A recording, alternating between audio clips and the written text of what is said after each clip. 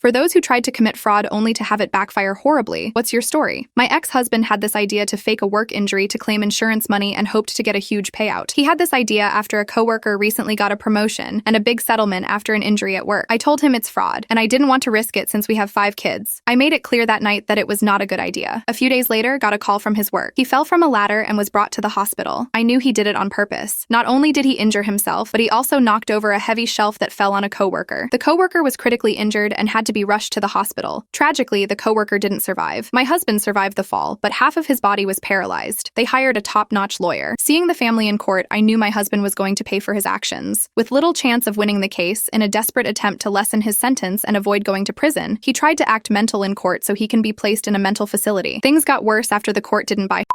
Court saw through his lies, and he was sentenced to prison for fraud and manslaughter. What's heartbreaking is that the coworker's pregnant wife is now all alone.